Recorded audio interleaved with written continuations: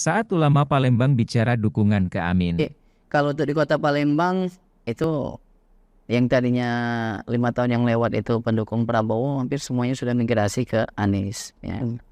Nah, untuk di daerah-daerah yang dari Jawa ya, apalagi yang istilah itu basisnya pesantren, itu basisnya Gus Muhaimin. Jadi ini antara perkotaan sama pedesaan ini kombinasinya juga komplit di pasangan Amin ya.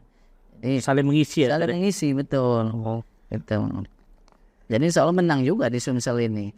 Apalagi kita punya gubernur kemarin kan ketua Nasdem ya, untuk di kota dari PKS. Tapi hasil survei selalu nomor 3 nih, gimana ceritanya, Dok?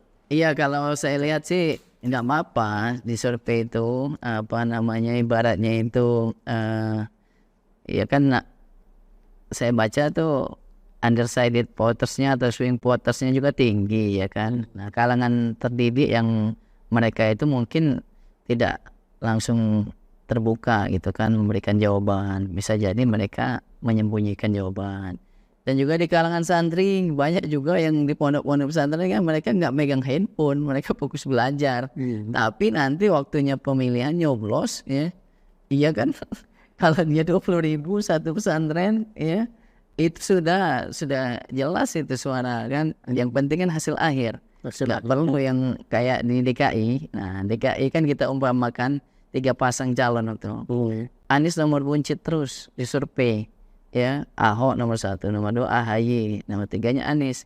Nah, pas sudah debat kandidat, kemudian sudah mulai apa namanya tuh semakin mengerucut detik-detik akhir itu, akhirnya kan masuk putaran kedua Anies. Nah, pas di putaran kedua lawan Ahok menangnya jauh, hampir 20% itu.